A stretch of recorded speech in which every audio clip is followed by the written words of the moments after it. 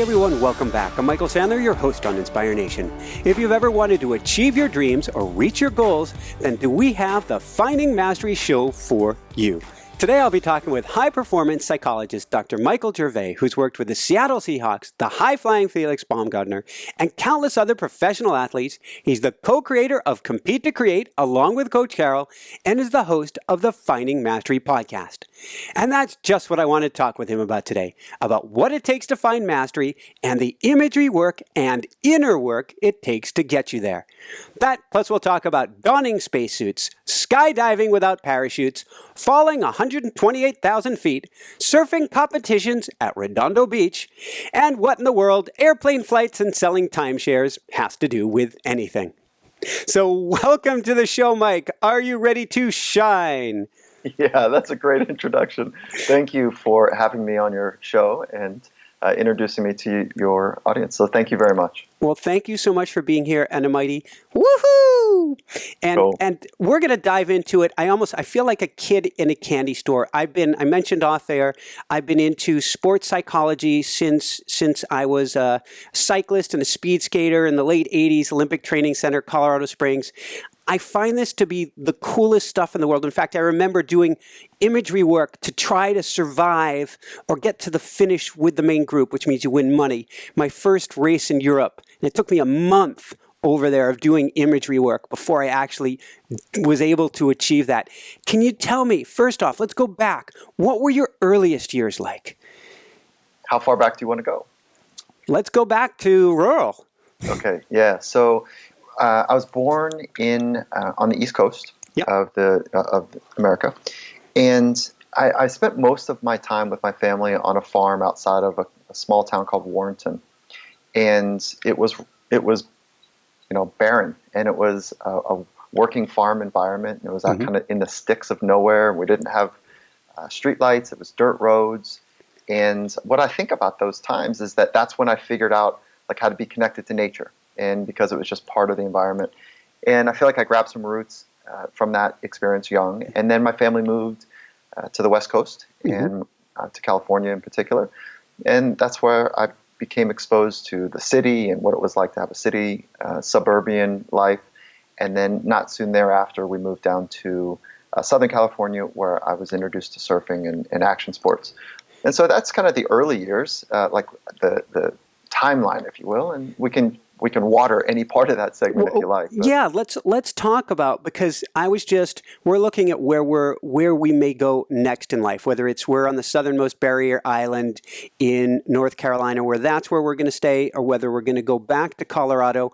And I was talking with my wife about we need to be someplace where you're always exposed to nature, and where our future kids can get lost in nature and have to find themselves and find their way, and what that can mean for their wiring. And so I'm wondering how that being in nature and connected to nature affected you. The research is actually pretty fun to follow about what nature does to our brains and what it does to our interactions, with ourselves and others. So, yeah, there's a compelling research on why being connected and grounded in nature helps. Mm-hmm. But for me, what it created this organic attunement to the natural rhythms of the world.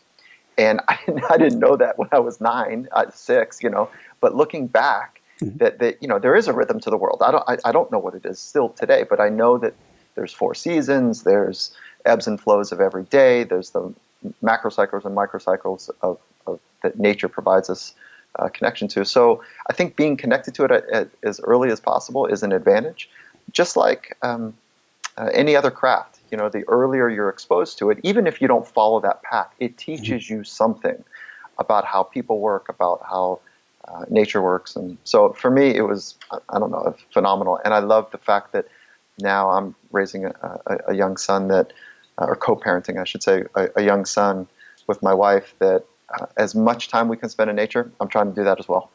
Woohoo! So is it, and I want to dive back into your early years, and I want to talk about a surfing competition in Redondo Beach. Before I do that, though, then when you are speaking to your athletes, is it a common thing? I know when I coach, it's something I do. I challenge everyone all the time.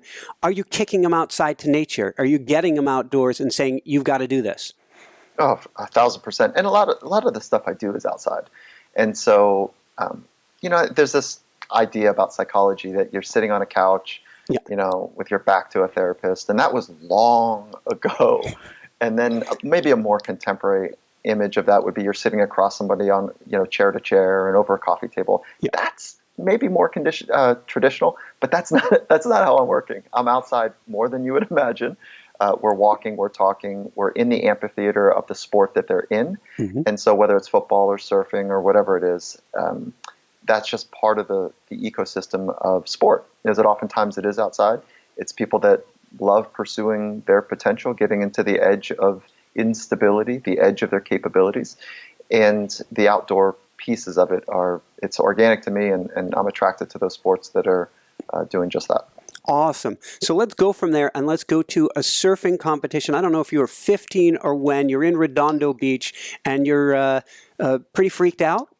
Yeah, let's start right at the pain. Yes, and this was actually the reason this story, like you'd be familiar with the story, is because this is where it started for me, of trying to figure out how the mind works. Because I was a good little surfer, like I was young. Okay, it's not like surfing now. Like surfing now has taken on this incredible progression that is phenomenal to see what these men and women are doing, and it's incredible. So many years ago, many years ago, surfing was the thing I loved most. I did it a lot. There was no such thing as a coach. It was you, Mother Nature, and who's ever out in the water with you, trying to figure out how to be more connected and be progressive at what you're doing. And that's just really fun, and there's a natural feedback loop that Mother Nature will provide. When you make a mistake, consequences are swift and inconsistent, right? So that inconsistency, you don't know if you're going to get hurt or not, or held under or not, whatever it might be, really tunes up your brain and your body.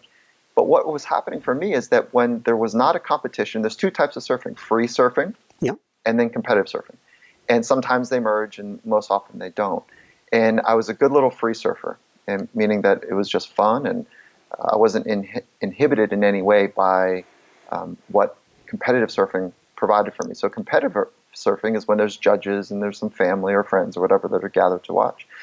And I just became a shell. I became like a version of myself that it was like half empty. And so there's three things as humans we can train. We can train our craft, our body, and our mind. And that's kind of it. There's an asterisk next to a fourth one, which would be, can we train our spirit? And there's a big question mark next to it. There's not a lot of science, and so that makes me wonder. But I don't need. I value science. I have a deep appreciation for testing things and being curious and having some sort of structure to see if it holds up in a repeatable way. But science alone is not enough. But I say that because out of those three things, craft, body, and mind, I was training the craft every day. Like many athletes, like many people listening, they train the thing that they do, whether it's parenting or whether it's entrepreneurship or business leadership or management. Like we spend a lot of time in the amphitheaters of the things that we value or are interested in. And then I train my body, obviously. That's important for athletes and non-athletes as well. But I didn't train my mind. I had no idea what mind training, mental skills, inner engineering was about. And so, but as soon as I went into an environment that I wasn't suited for, I was exposed. And what I was exposed about is my mind wasn't able to be in the thing that I was doing. And it was wandering to what all the people on the beach were thinking about. And I have no idea what they were thinking about. But I was trying to sort out how to be okay. And that anxious, worried mind just pulled me right away from, as far as you can imagine, away from the thing I was doing. And so what did a older, wiser surfer tell you to do? Yes, that's good. Yeah, good job on some research. So he paddles by me. There's three people out in the back of the ocean. It's a heat, if you will, a competitive heat. And there's three people out in the water. And he paddles by me. We surf together all the time, free surfing. And it was one of the first times he's seen me competitive surfing. And he paddled by me, and he saw that I was a mess. And what I mean a mess, I just couldn't do what was inside of me. I couldn't access my craft, the thing that I spent so much time trying to figure out. And so he paddles by me and he says, "Hey, Gervais, you got to stop worrying about what could go wrong." And then he paddled off. And I thought, how the hell does he know that that's all I'm thinking about? That's all I was thinking about, all the things that could go wrong. And really, for me as a young kid there, what I was most concerned about was looking bad. And that's hard to say. For a long time, that was really hard for me to say, that my mind was occupied with how I was being perceived by other people. But that's the truth. And so I went on this journey to figure out if from that moment, I didn't really know the gravity of that moment, but from that moment I went on to try to figure out how my mind works, so I could just be more me, more grounded. And like a good competitor, he didn't tell me what to do. He just told me what not to do. And so I had to go on that path myself and try to figure it out. And thank God there's a science called sports psychology, and it's been studying world's greatest minds for a long time. So take us forward. You began studying it. In fact, you studied under one of the greats. You could almost say the founder. You could say the founder. Can you tell us about that? So I think you're referencing Dr. Bruce Ogilvy. He's considered one of the founders of applied sports psychology in America, and he was early in the investigation of how do the elite performers in the world of sport, how do they operate? How do they think? How do they create routines and rituals? How do they use their minds as an asset rather than something that gets in their way? So, I loved learning from him, and I was also fortunate enough to learn from one of the 3 sports psychologists from the United States Olympic Committee. I was fortunate enough to learn from the founder of one of the first and more significant applied assessments in sports psychology. So I feel like I got this I'm just so grateful to be able to stand on the shoulders of giants, because they taught me so much about how to be inquisitive, how to really have a deep understanding of theory and research, and how to make that how to use that to create very applied solutions. And so I just like, anytime you can be around people that are switched on and are good-hearted geniuses, it's like, what a gift. So I'm grateful, super grateful. Awesome. And if I step back half a notch, what did you do to put yourself in alignment to make that happen? Because that's no accident that you were able to reach that level yourself there. Okay, so there's a little bit longer story that I'll share with you, and I'm not sure why this is interesting to you, but stop me if there's something that you want to pull on, because this story is, I think, important. I get asked, 20 to 60 emails a week. How I want to be a sports psychologist, or I love what you're doing, and I want to work with pro athletes. Can you help me? And I respond to as many as I possibly can, which is not as many as I'd like. And I respond by saying it's the wrong question. The right question is like, that I propose back to people is like, what are you fascinated by? And then go invest in that. So I was fascinated by how the mind works, okay, because I couldn't figure mine out. And so what I had to do is I barely got out of high school. And when I say I barely got out of high school, it was just subpar. It was like not good grades. And I didn't study. I didn't learn how to study. I was in the water more than I cared about being in the water, not literally, but I was more interested in surfing than I was school. And so at the end of my high school experience, my parents pulled me aside and they said, "Hey, Mike, we tried. We tried to help you navigate the best way we possibly could, but it's time now. And you've got 2 options. You didn't go take your SATs, which was the college entrance exam. I went surfing. I didn't take my PSATs, which is the prep course. I went surfing." And they said, "So you've got 2 options. You can get out, get a job and move out and start your professional career. That's basically get a job and be on your own, kid." And I knew I wasn't prepared for that by any means. Or they said you could go to community college. And I said, "I'm not going to community college. like I don't want to do that. I wanted to go travel the world and surf and this, that, and the other." And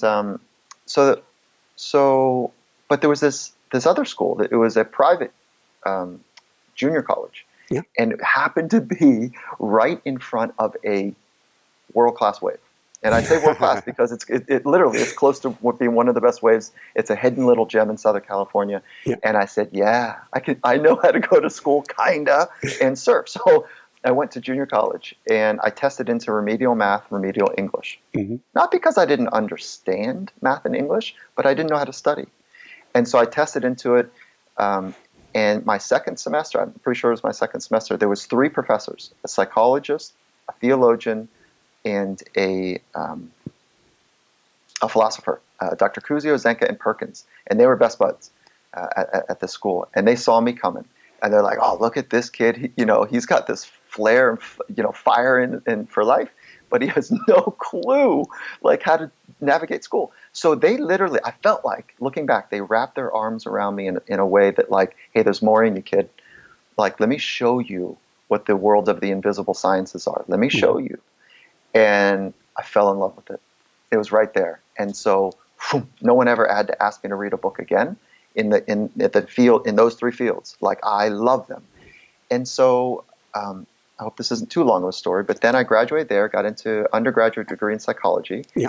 And it was a step up, if you will, Loyola Marymount University. Phenomenal experience there. Professors gave me their home numbers, they didn't have cell phones at that time. And I felt really connected to the professors. So they were like these mini mentors as I was going along, trying to learn. And then my biggest mentor at that time, Gary de Blasio says to me, "Mike, what's next? Keep going. Keep going. Like, you've got this thing that you really like." So I went into the traditional route, master's degree in psychology, and I dropped out in the second semester, Pepperdine University. Nothing against the university.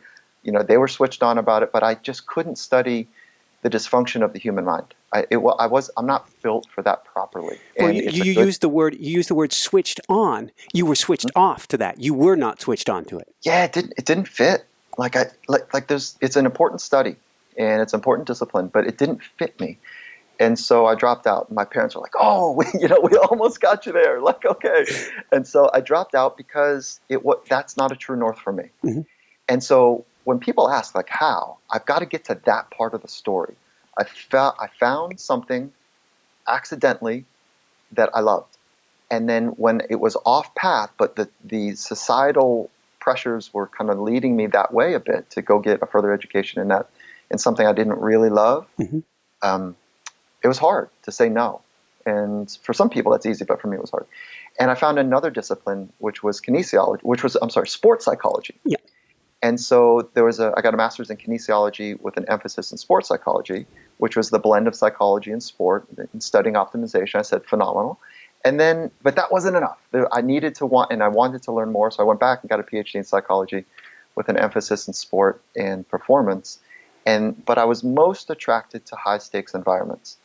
It's what action sports, and that's maybe a phrase I can unpack a little bit. Action and adventure sports are those sports where the consequences are swift and inconsistent. It's higher stakes for many of them when you make mistakes. They're almost anti-culture in many ways from the traditional stick and ball sports. And there's, I was just more attracted to that type of stuff.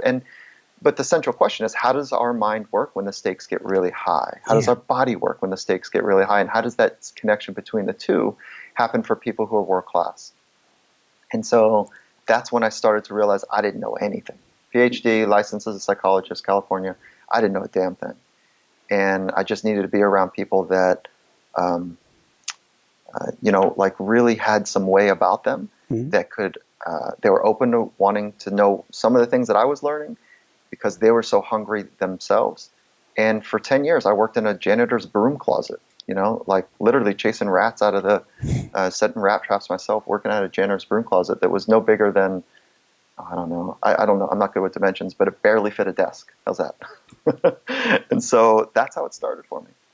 And you were soaking it up at the time. You were taking it in left, right. Yeah. So after my master's degree, I think this is the real point maybe of your question is like, okay, I could have gone to lots of schools. Yeah. I think, I never really tried, but there's this book on graduate school in sports psychology. It's a large book.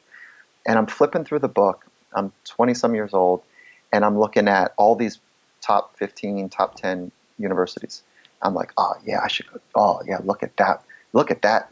And I was enamored by the name. And when I would read the description of the research that those professors at that university, nothing truly grabbed me. So I said, whoa, this is busted. This is not the right way to live my life. And so I took what are they called? Stick-it pads and put it over all the names of the universities, went back and like a blind read, and I found the one. And I was like, that's it.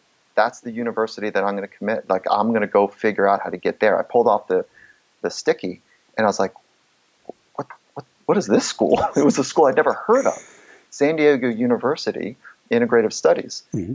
I said, I've never even, what is integrative studies? Well, it happens to be this place that was an emerging school, and there was a confluence of psychology, spiritual training, and philosophy.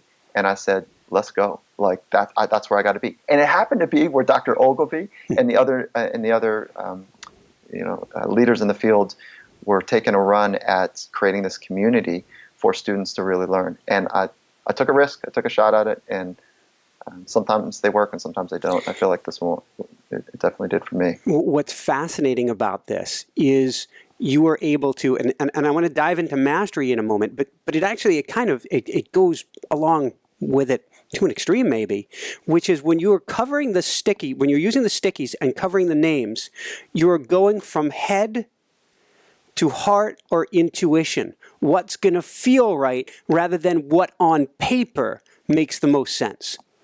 Yeah, I think you're spot on, and our model right now is fundamentally challenged. And our model, our parents and our grandparents and their ancestry, gave us many gifts. And one of those gifts is that we've got this really robust superpower of a brain. Mm-hmm. And the primary purpose of the brain are to show us how to move, but to scan the world and find what's dangerous. Now, I'm good at that. At a young age, I was really good at finding all the dangers. But what that does is it creates anxiety. And it creates us when we start to feel a certain way from scanning the world and finding and entertaining all the things that could go wrong, our mind wants to try to sort it out. So we look outside of ourselves to find the real reasons of why we're feeling so anxious. And so that's part of our ancient brain in modern times. But the second thing is that our grandparents from the Industrial Revolution said to us in so many ways, you need to do more. You can do more. Look, our jobs are being replaced by factory and by machines, in factories. So you need to do more. Mm-hmm. And that was instilled now in our culture that we need to do more to be more. That model, you know it, I know it, it's broken. It's broken because we're exhausted, we're tired. The global workforce is tired. Mm-hmm. And there's a fatigue and anxiousness that's running under the surface for so many people. We are in an unprecedented historical moment where our ancient brains are not well equipped for what the noise. Mm-hmm. When I say noise, I really mean the speed of information that's coming in, the instant access to everything, the hyper-digitalized experience that we're going through right now. And so the natural state of our mind, not our brain is to scan the world and find what's dangerous and to fight, flight, freeze, submit, to survive. Yeah. But our mind the natural state is all over the shop. Our mind is easily distracted. It's been said it's like a drunk monkey. And for some people, it's double-fisted. Like we're having a good time, but it's sloppy. It's curious, but sloppy, easily distracted. So in modern times, I think the fundamental challenge is that we do need to understand better how to train and condition our minds to be fully present. So go back to that model. To do more, mm-hmm. to be more is broken. The idea is we need to be more authentic, be more present, be more here, now, on a regular basis, when the stakes are high and when they're not, but the intimacy is high. And then to let our doing, whatever the thing we care most about, let our doing flow from there. Woohoo! You feel. I feel like you have a lot of fun in life. Like throwing your arms up and celebrating like that. That's a cool little thing. Thank you. I do. I try to bring that out. I feel lucky to be here in each moment, and I feel, first off, an incredible connection, and I'm so excited to be talking with you. I'm a kid in a candy store, and the truth that you just brought to the table is phenomenal because we are trying to be human doings and driving ourselves absolutely crazy. And the number one question we got asked on this show, the number one question I get for coaching is, how do I figure out what my calling is, what my purpose is, where to go in life? And I say, well, we have to stop doing start being in order to hear yourself to figure that out. Yes. And, stitch that back to that story I just shared with you about finding accidentally the fields of psychology and whatever. And I'm stuttering because there's so much I want to say. That what happened So you've was got that time. Go for it. thank you. There's these three men, and I think that mentorship and experiences are important. Mhm. And so my mind was unsettled. When I look back, there was a noticeable thread of anxiousness that was pervasive. It just showed up in sport when there was added pressure. Like my cup was already full, and then as soon as the environment added more pressure or stress, the cup spilled over, right? And so these mentors that were able to invest in themselves in a sense of wisdom and knowledge of an industry that they cared about as well, they were able to see something in another person. So I think, yes, we need to get to the signal and listen to our heart's intuition, to our soul, to our minds. Like, we need to do that for sure. And that's trainable. That's really mechanical. And I hope we get to talk about that. But the second part is that being in communities where people are grounded, where people are, their life vests are on, so to speak, and they're really clear that they know how to swim well in the oceans of the world, and they can see good in others. And so they can see good in you. They can see potential, and they see what's possible. And then, so we need those people.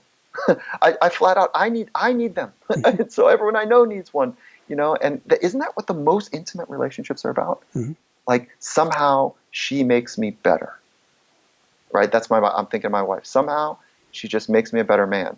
And can we do that for more than one person? Can we do that for 2, 3, 4, 5,000? I don't know.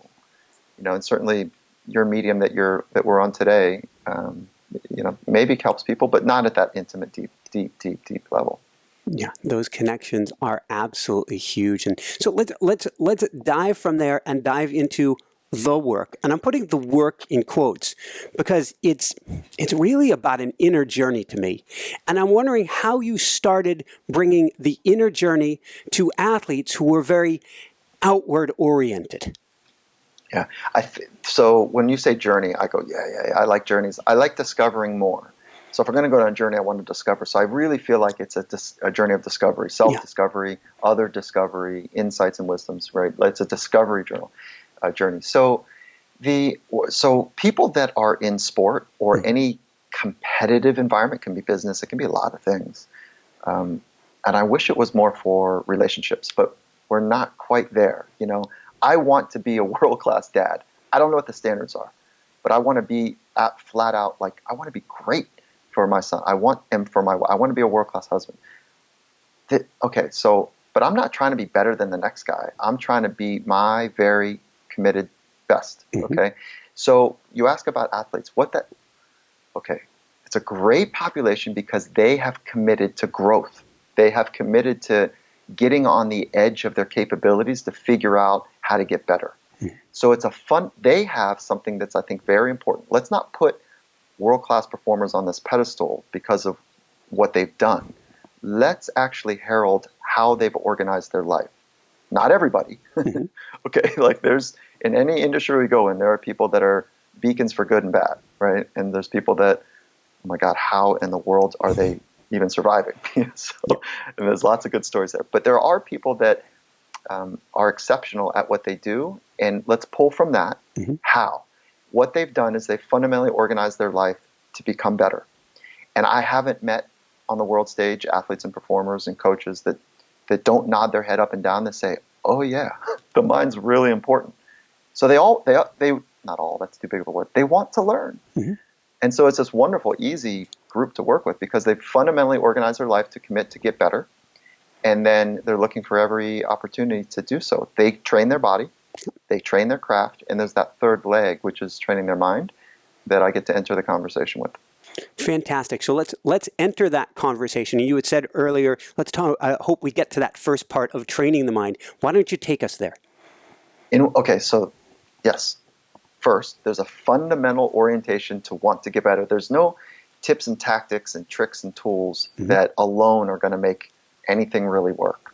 Okay, so this idea of hacking, I'm sorry if you like that word, but I gotta put it on blast, if you will, for just a quick moment. Like, hacking, there's no hacking to insight. There's no hacking to awareness. There's no hacking to wisdom. There is no hack for high performance.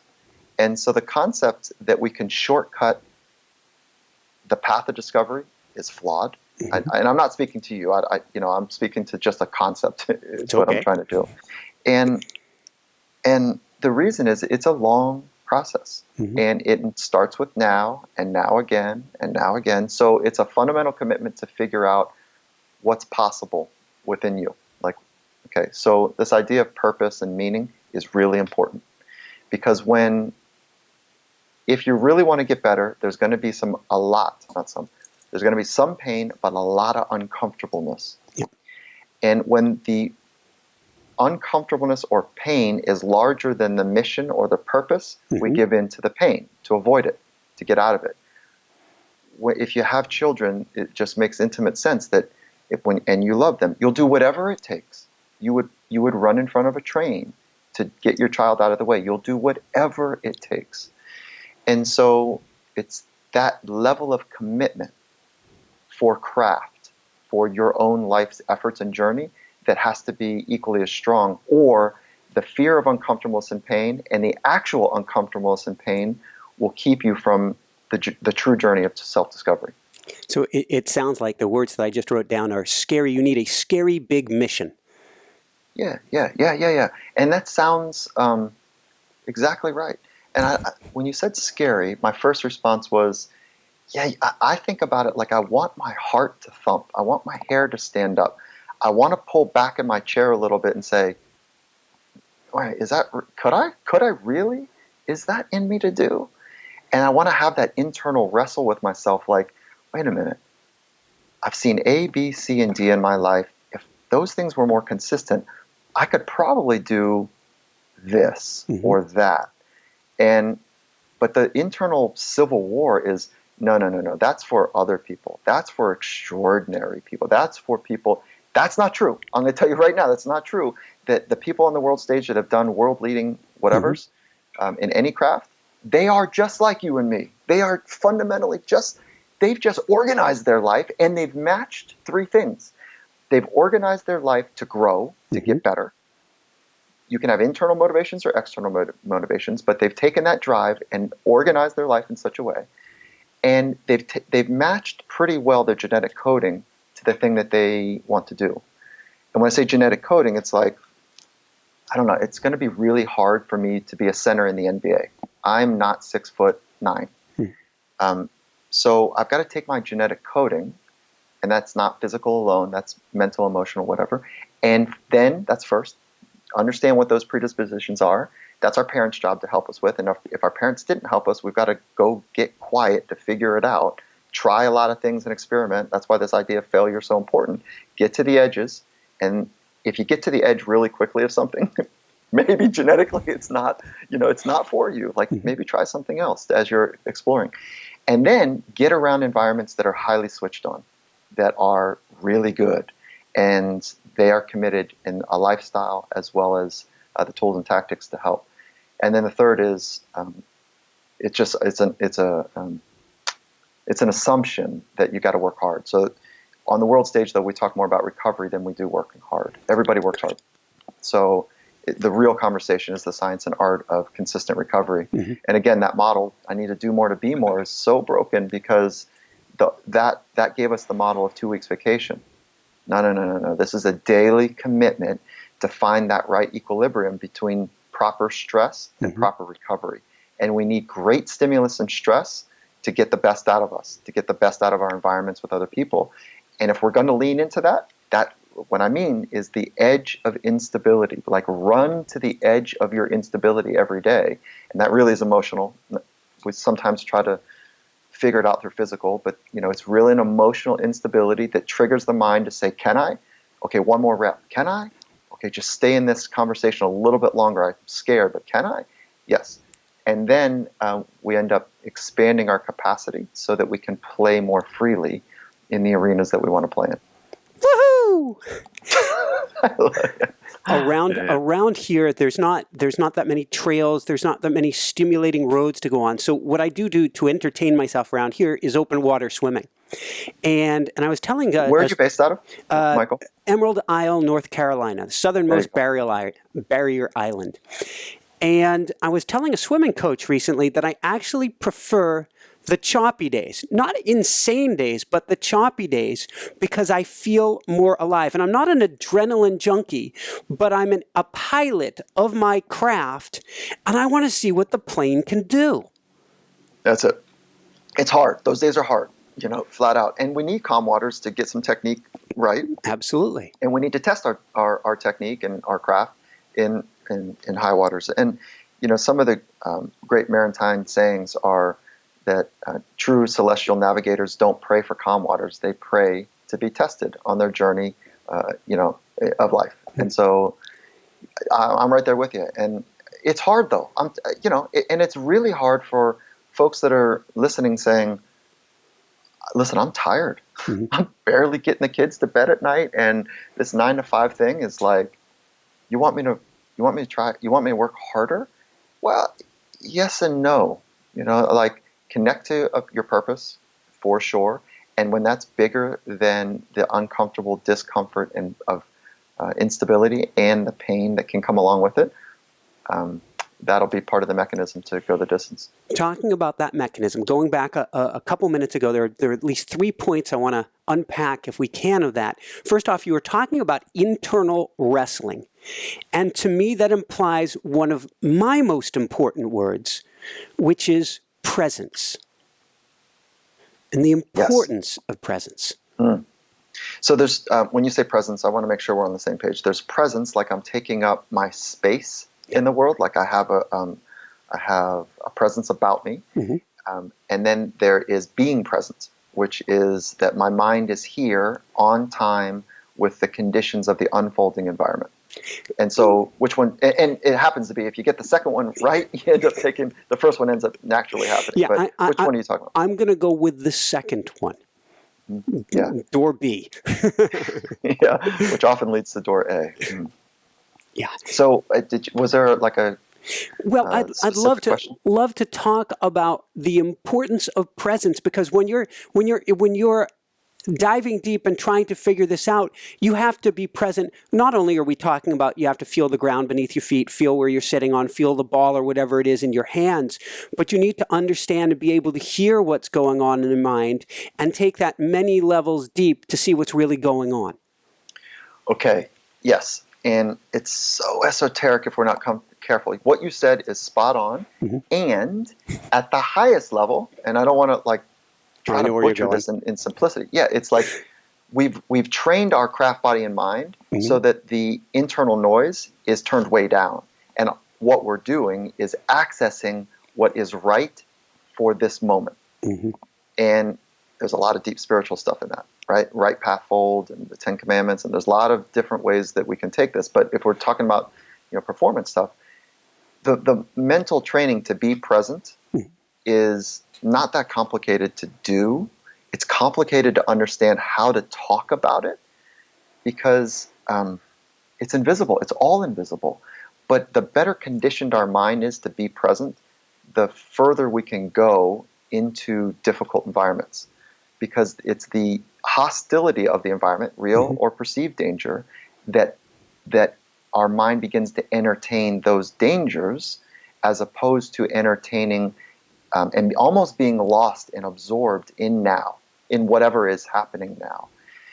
Like you said, whether it's shooting a jumper or being connected to this conversation, either listening or speaking.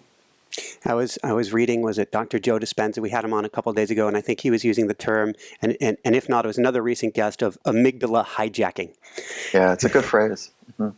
So let's go from there, and I want to actually dive in a few minutes into the spiritual side of things a little bit, because it's fascinating, the journey as you start going down this road. But since we're talking about limits, we're talking about fear, we're talking about being on the edge, let's talk about Felix Baumgartner for a minute. What an incredible feat that he did. Felix Baumgartner was the athlete in the Red Bull Stratus program.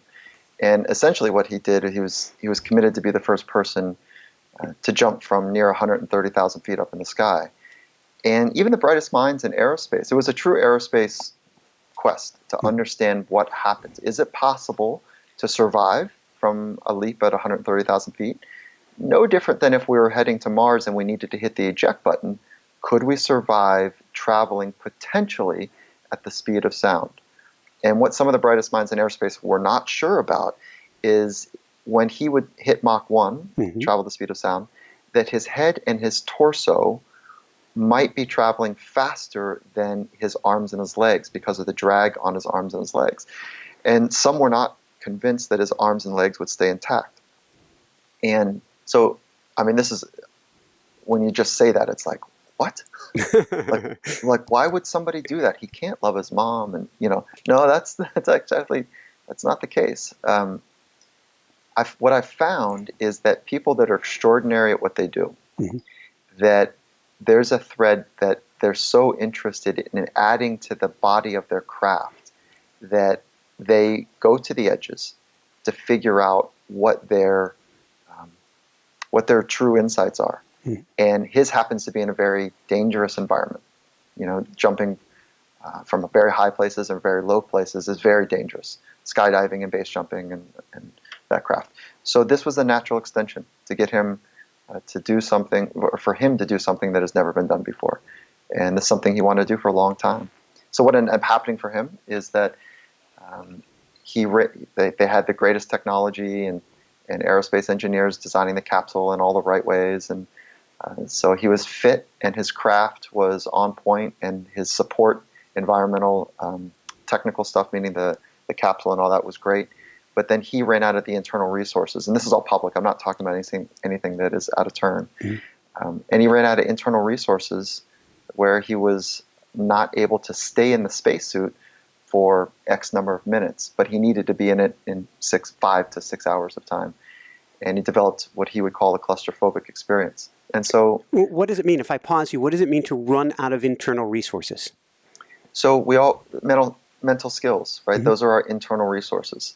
What are the levers and the ways of thinking? When I say levers, I mean little skills. But what are the ways of thinking that are so automatic that I can effortlessly go through an experience? And his automatic thinking was creating like some hitches. There's some software glitches. And as soon as he was in the spacesuit, it became an emblem, if you will, for the real danger. And so his mind started to go into a very normal place, which is to start to go, oh my God, my life is on the line. And so there's a natural body response that was taking place for him. So he didn't have the internal resources to manage that part of his commitment to this event. So, and if I understand, if you unpack the fear, he's somebody who was on his own 2 feet. He always made it happen, and now he's got a team of 12, and his life is completely dependent upon them. That's correct. Yeah, codependent. Not completely, but codependent on them. And so base jumpers, it's so dangerous that the lifespan of base jumpers is, it's not the same lifespan of an entrepreneur or a manager or director at a corporation. So I say that with high regard and reverence for what they do and the life they've committed to. And so he has been doing it a long time, which means he's very skilled at navigating dangerous environments. And he puts a parachute in his hand and jumps. And it's him and Mother Nature and his craft. And he's in control, basically, of most of it. And so this project was the exact opposite. And so he had to let go of a lot of control. So he needed to create new strategies and mental models to do that. So why this is so fun for this conversation is because he is the strong man, right? He's the extraordinary risk taker that is pushing on the edges of in extraordinary environments. And he put up his hand and said, I need to start training my mind better. So if guys like that can do it, we all should be doing it. He makes it cool in so many ways. And so, it's a really, I'm grateful to be part of that experience. And I'm just honored to be able to share some of those insights that they've given me permission to share. Would you be able to share a little bit of a glimpse? I remember reading about you put him in this, you have him touch the suit, back off from the suit, fondle the suit some more, so to speak, getting him comfortable. How are you able to use imagery, which is more your term than visualization, to be able to I don't even know if the right term would be wrap his mind to be able to breathe into the experience to go through it. Yeah, so let's be super concrete that this is born out of good science, and it's not novel and new. It is, there's two ways to think about it. It's called flooding, or some people might know the term systematic desensitization. And that it's a very well understood, I think that's totally fair to say. It's well accepted and well understood that there are ways to help people desensitize themselves to this automatic or conditioned response of fight or flight. And you got to know the theory and know how to do it, because you're asking somebody to go into what they perceive to be a very hostile internal or external environment, and to feel all of that discomfort and but sometimes real threat.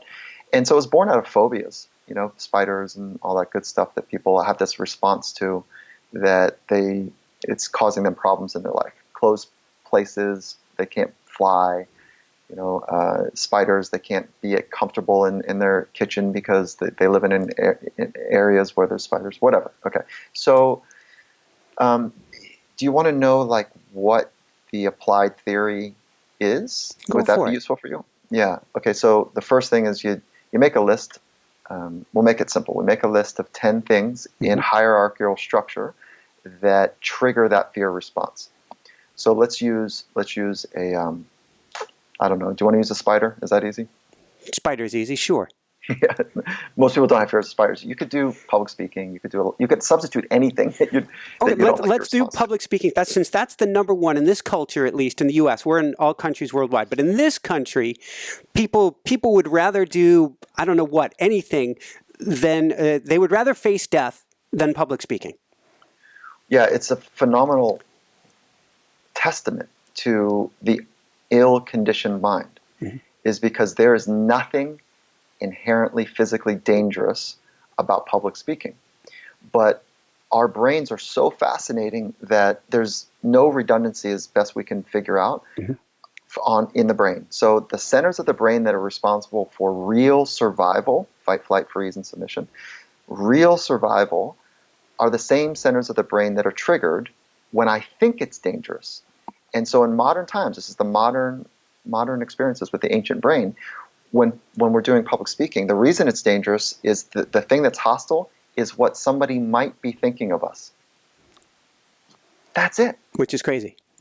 Well, yeah, but it's real. Like, people will sweat, they will have an elevated heart rate, they'll get cotton mouth, their breathing will change. They'll start to scan the world and see all the things that could go wrong. It could be dangerous.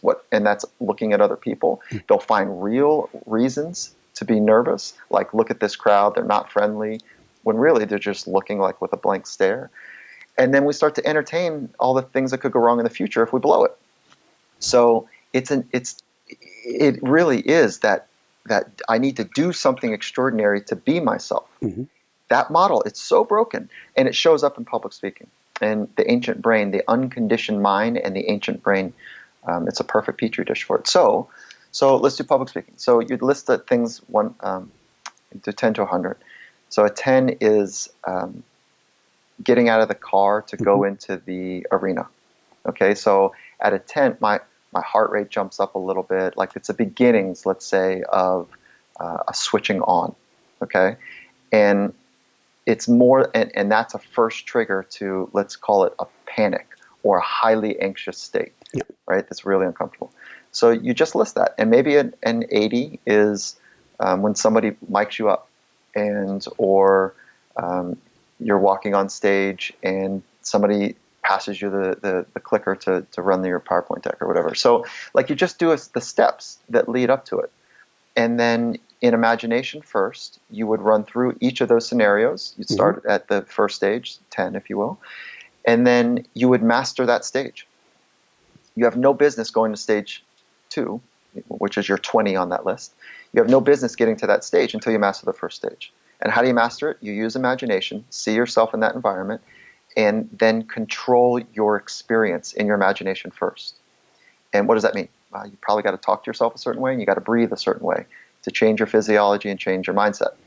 And then, once you've done that, then you get to go into stage 2. Now, mastering stage 1, it might take you 30 seconds. It might take you 3 minutes. It might take you 30 minutes. It might take you, 3 different tries. And so it's the commitment to not go past the stage that you can master until you get to the stage where you can comfortably in your mind master that the 100 or the stage 10, and then you do the same thing in real life.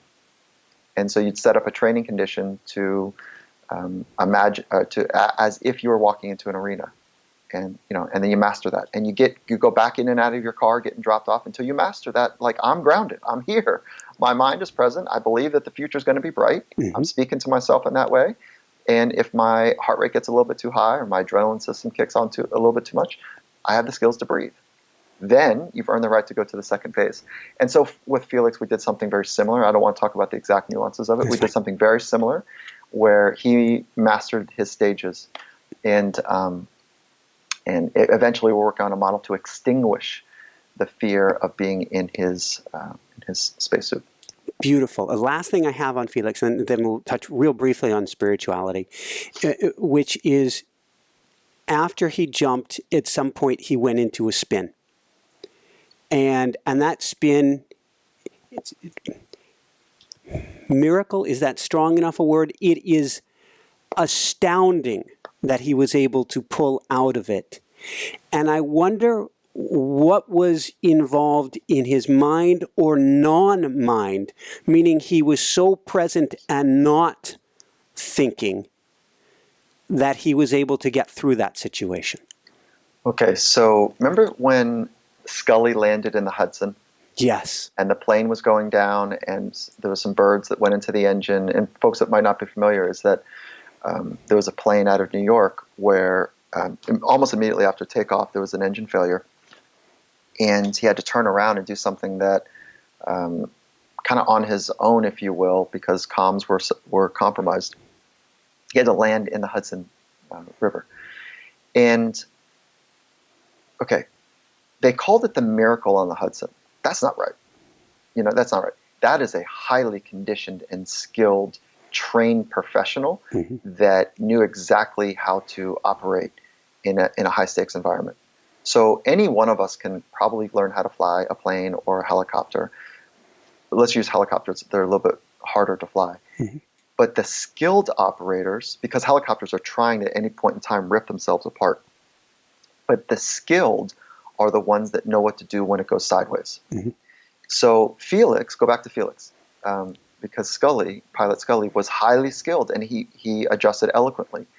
And he used his training to and his commitment to be in the present moment to figure it out and solve things on the fly, literally. And so, same thing for Felix, is that he went into one of the most dangerous possible things that could take place, is a flat spin. And what happens if you stay in a flat spin too long is all the blood would run to your feet and your head, and it could cause severe damage, even death, to a human. And so he started to enter into a flat spin, and he worked himself out. And the way he worked himself out is all of his history and commitment to be in challenging situations. But he had never been in that situation before, and he maintained a complete focus on the task at hand. And we all are so fortunate that he has so conditioned his mind through, not just me, but with lots of time before, to know how to be task-focused in dangerous environments. And so we have a lot to learn from him. And Alex Honnold right now just free soloed, which means no ropes. It's called, God, why am I blanking on the name of the sheer that he just climbed? In Yosemite. I'm blanking on the name. Is it Capitan? El Capitan? Yes. Thank you. And so he just climbed that without ropes. And so it begs the question for the rest of us: how well have we trained our mind to put to back ourselves in such a way that we put our money, our life, where our mind is? Like, have we really backed our way of living? And these guys and women are so extraordinary at doing that they remind us that there is more for us to go. And I'm not saying you need to climb El Cap or, jump out of a capsule. I'm saying we all have a capsule. We all have an Olympics. if you will, a cycle of training and conditioning to be about something that is deep within us, that is meaningful. We all have those. And so back to the training piece is that we do need to use our imagination to build our capacity. And that is a trainable skill. It involves being able to see, feel, taste, touch, immerse ourselves using all of our sensory information into the actual environments that we want to get better at. And Felix demonstrated that in a really cool way, got himself out of a flat spin by being task-focused, by having control of his mind and working his way through it. Woohoo! You would have loved it. 88, 87, 88. No. I guess it was 90, 91. I'm getting to go to Europe. I'm picturing what the finish of the sprints are going to look like. And the Europeans, at the time at least, infinitely better than the U.S. peloton. And I'd set up chairs in front of rollers, which is drums you bicycle on that you have to balance yourself on. And I would visualize myself at the end of the race having to bounce my front wheel into other people's wheels to be able to get through the pack to win or get in the prize money. And so I was literally bouncing my front wheel against chairs. So then moving the chairs with the wheel to practice this. That's exactly how it went down. The first time that I got in the prize money was bouncing wheels, something that I had thought was never even doable. But I had gone through and said, that's where you need to be. That's what you need to practice. Yeah, imagery is real. It's a real deal. It's a real skill. It is, if we're not careful, sounds kooky. Like imagine something and it'll take place. That's not like what the science would suggest. It would suggest that there's some neural patterning that you're becoming more familiar with. So your body-brain attunement and integration is happening. And we know that from some myelinization that takes place, which is the fatty tissue around nerves. When people do imagery, whether it's healing or performance or whatever, and they're working on some sort of body-brain connection, that those particular circuits in the body become stronger. Mm-hmm. And so it happens at a concrete level, and then it also happens at a psychological level, where when we're in that environment, that sounds like it probably happens often if you're in a tight race, that you're like, you don't have to think, oh my God, what's happening? You're like, I've been here before. Mm-hmm. You haven't, but you've seen it so many times that your body is like, yeah. I know what rubbing feels like. I know, what this banging around feels like. So there's a physiologic and a psychological effect that happen from imagery. It's a skill though. And to do imagery well, we have to make sure that we work with the drunk monkey. Because remember, the drunk monkey wants to wander. Mm-hmm. It wants to be entertained. It wants to be stimulated. And so if our mind is constantly wandering and easily distracted, when we're trying to do something serious that we care about, using imagery as the skill, that it would be very common for that mind to wander a lot. And so this part of the skill of imagery is creating vibrance in an image mm-hmm. and feeling like you're actually in it. It's almost like hijacking using your mind to hijack your body, because your body can't tell if it's in it or not if the image is so lifelike. And I'll give you a reason how we know that to be true without science, but science backs that up too. Yeah. But then we also need to learn how to refocus our mind back to the present moment. And that's what mindfulness and those ancient traditions are an excellent way of teaching us. Thank you. So if we go back then half a sentence, you said you'll give us a way that we can see that science doesn't necessarily back up yet. Yeah. Well, no, I would say that science would support this as well. Cool. And so, but we all have that. This is a little R-rated, but I think it's meant to be thoughtful. Is that we all remember the first time we were exposed to a sensual image, right? Whether it was a magazine or a video or something mildly inappropriate but stimulating, mm-hmm. socially inappropriate but stimulating. And, let's go back to when, I don't know what that age was for you. Maybe it was 13, 14, in those ages, right? And so, somewhere in there. Yeah, and then so that night, you saw that image, and you're like, whoa, that's what, oh my goodness, right? And so there was a physical response mm-hmm. when you see that sensual image. And if you closed your eyes at that night, right, and you closed your eyes and you worked to see that image of that shape, that sexual sensual shape, is that your body would respond, right? Literally for men it's noticeable, women it's not as noticeable, but your body would respond. It does respond. So like you might be saying, Mike, where are you going?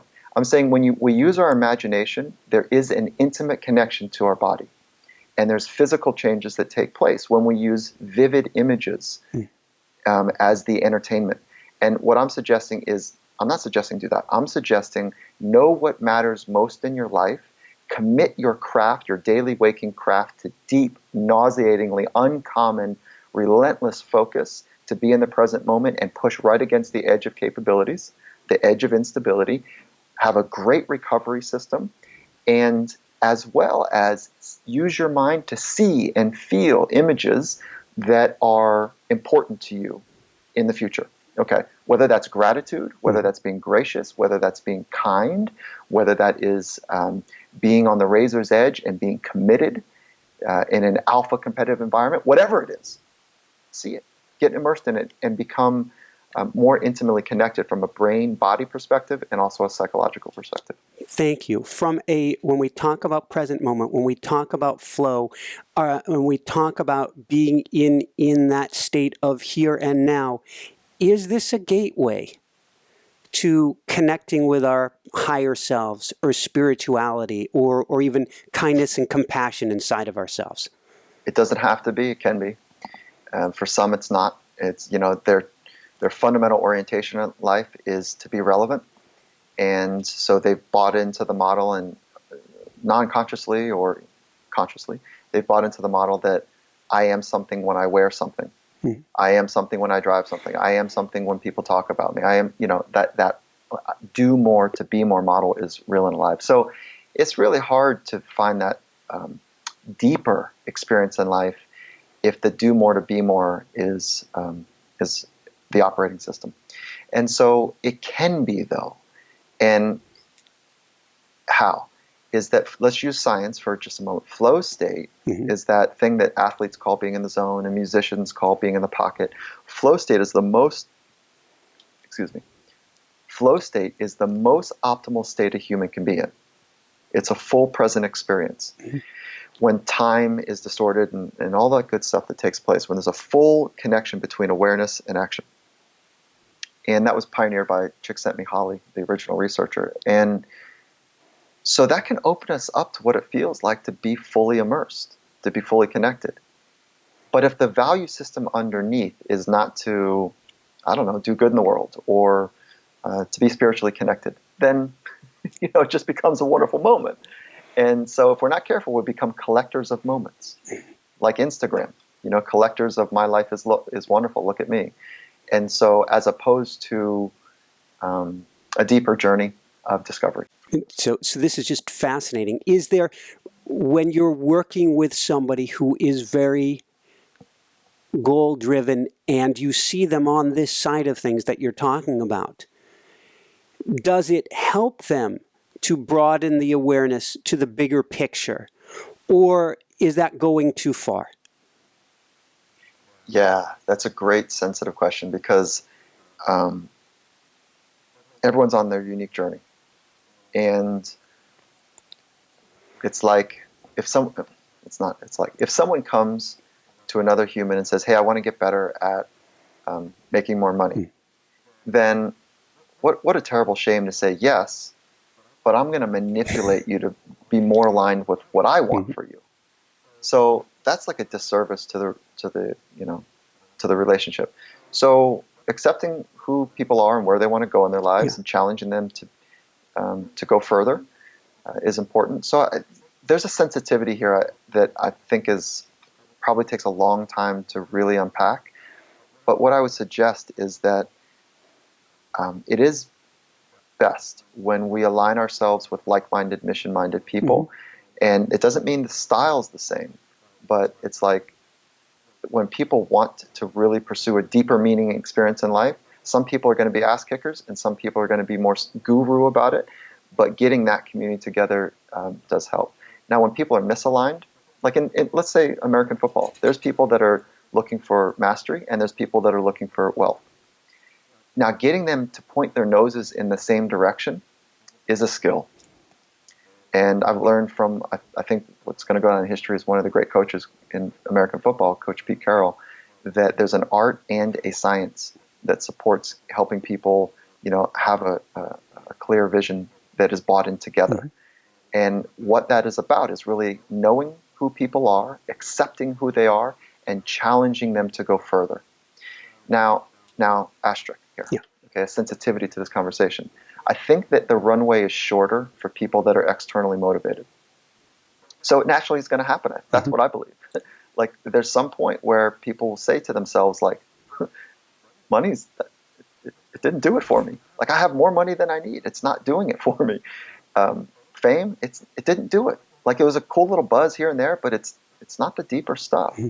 And so we can't create environments that force people to change. We can create scenarios where they experience pain.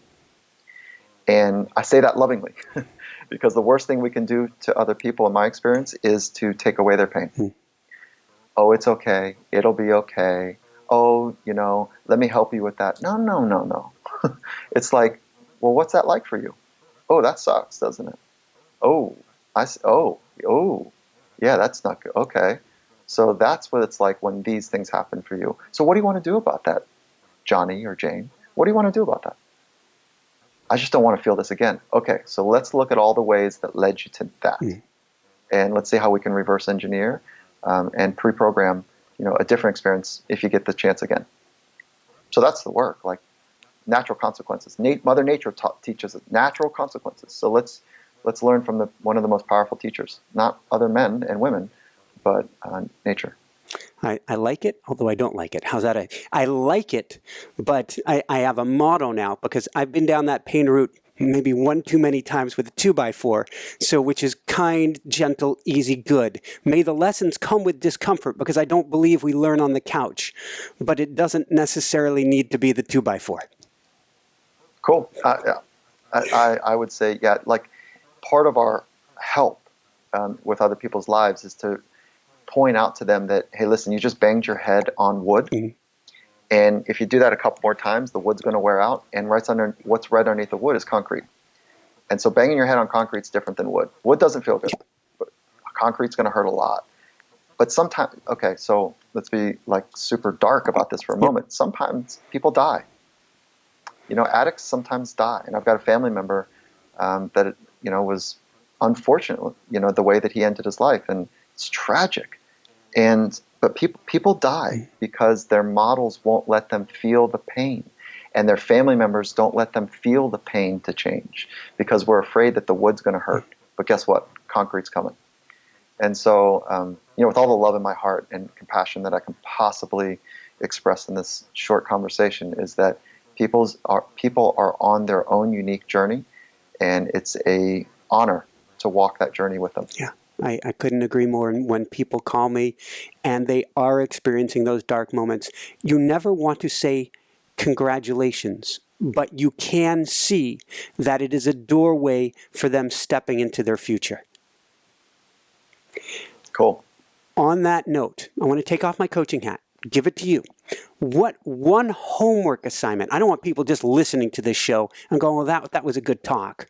What one homework assignment would you give people today to start on their own path to mastery?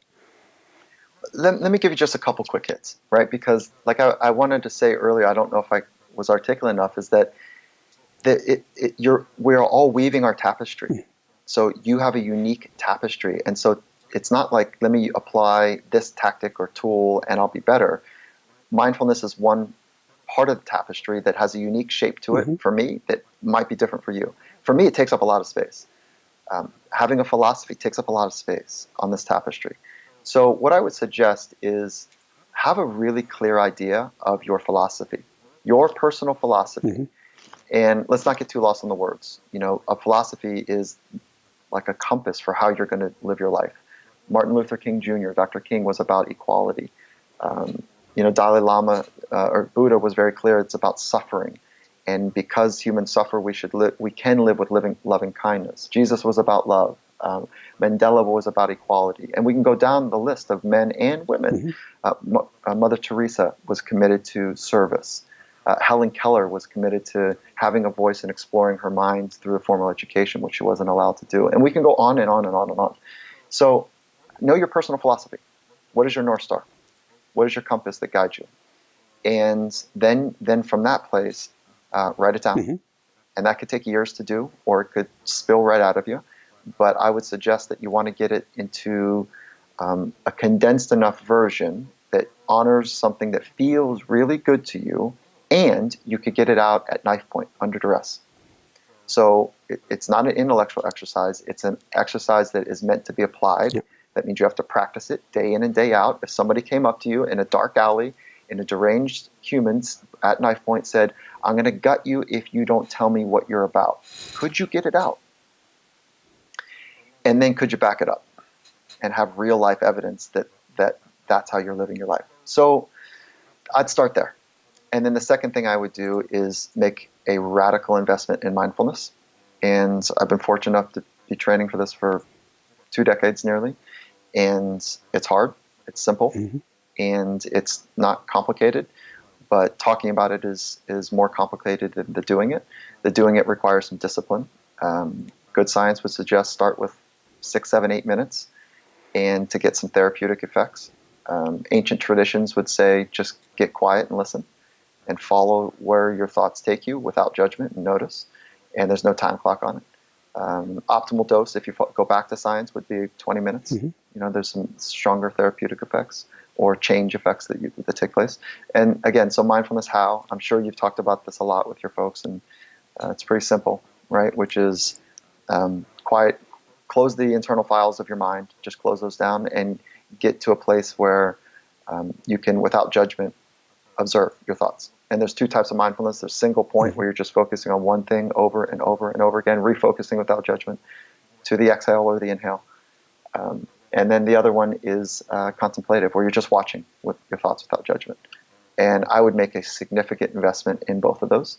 And then the third is I would be very clear every morning I wake up on what it is that, how I want to live my life and how I'm going to get to the edge of instability today. And I'd start to organize my life in those ways. Woohoo! What advice, Jessica, my wife, she's the producer, she always wants me to ask, what advice would you give parents to help their kids today? I would start with all 3 of those, right? It sounds heavy, so I wouldn't do the philosophy first. I would encourage them, based on the questions that I ask them about what they learned, that's the edge. What did they figure out? What was hard? What did they really enjoy? I would ask questions on a regular basis about their experience rather than their outcome. And so not did you win? Did you score? Did they score? How many points did they get? She get? He get? How many points did you get? Not that. What are your grades? No. It's about the process and the learning. So just fundamentally ask those types of questions. Be a learner with your child. Remember that they're trying to figure it out, and so are you. And to explore with them. After every conversation, my hope is that people would shine the other person in a way to remind them that they are capable. But they need to work at it, but they are capable. And they have resources that they can rely on inside of them. And there's more to grow. And so that's one, right? That's the relationship pace with your child. The second part with the child is, I started at a young age with mine, and I think that it feels good. I don't know the science around this, but at a young age, I'd just lay next to my son. How old? This was like at age 3, and I just put a stuffed animal on his stomach, and I'd say, let's just do some breathing. And this is right before bedtime. And I'd say, how many do you want to do? And he'd say, 100, Daddy. I say, okay, 100 breaths, here we go.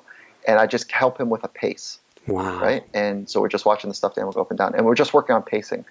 And then he says, Daddy, can we do 4 instead of 100? Like, yeah, no problem. And then, so now he's 9, and, he usually picks 10 or 15 or 20, and there's no stuffed animal anymore, but we just work on kind of a pace of deeper breathing. And so that's like the beginnings of meditation mindfulness, right? And so there's no age too young. Beautiful, beautiful, beautiful. On that note, what personally brings you the greatest happiness, or what I call the woohoo factor? Yes, thank you. I call, for me, it's a sense of awe.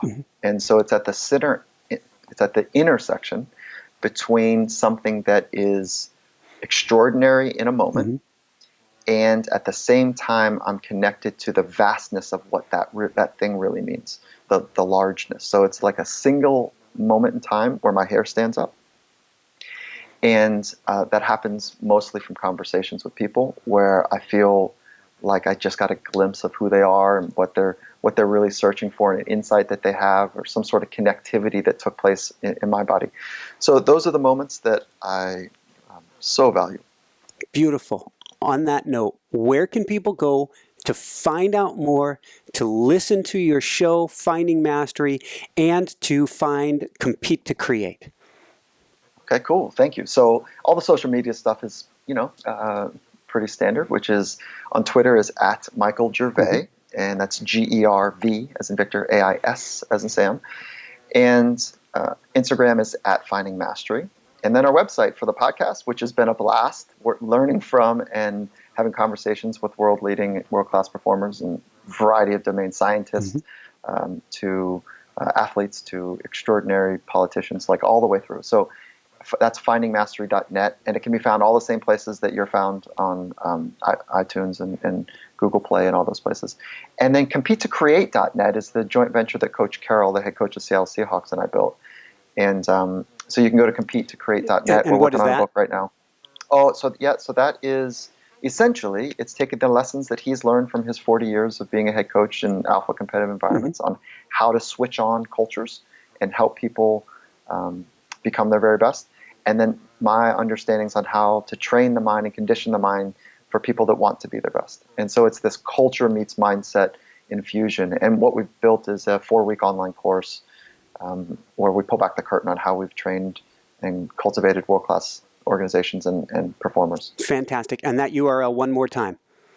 competetocreate.net. Fantastic. And if you didn't catch competetocreate.net or the other one, which is one more time, findingmastery.net.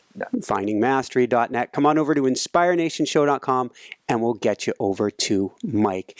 This has been phenomenal. This has been fantastic, and it's really challenging me. I'm looking at the different phases of life that I've gone through, and we're 700 shows in. I'm continuously challenging myself and trying to find that edge and saying, how can we grow and how can I get uncomfortable? But this talk flipped another switch, probably my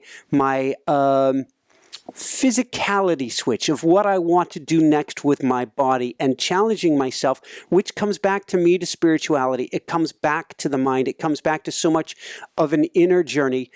But you're pushing me to find another edge. And I can't thank you enough for that, because this interview flipped another light on for me. Very cool. That's fun, man. And thank you for having me. This has been a great conversation. You've asked questions that are hard to answer. And so I thank you for the stimulation to try to wrestle with articulating it in a way that I hope makes sense. But, so thank you for a wonderfully challenging conversation. So thank you. Then I have done my job. And last, if you have a minute or two left, last words of wisdom. Everything you need is already inside you. And so trusting that, building on that so that you can be there for other people to help them become their very best is how we invest in the relationships to create a rising tide where all boats float better. Awesome. For everyone out there, this is Michael Sandler saying, be well, have fun, check out Finding Mastery, and begin your inner journey to success today, and shine bright. Woohoo! Thank you so much, Mike. Awesome. Well done. Super pro, great questions. And so you got me on the edge already, so that's good stuff, man. Really well done. Thank you. Thanks so much for watching. If you enjoyed it, be sure to like below. Also, leave your comments. Have some real fun with it. Subscribe to our channel where you're going to get more great videos, more interviews coming up. And check out our website, inspirenationshow.com. That's where you'll find tips, blogs, information, videos you won't find anywhere else, and useful and helpful resources to really help you kickstart your life and to shine bright. Thanks so much again. Thank you for your support. Like, comment, subscribe. See the website. Thanks so much and have fun. Of course, shine bright. Woohoo!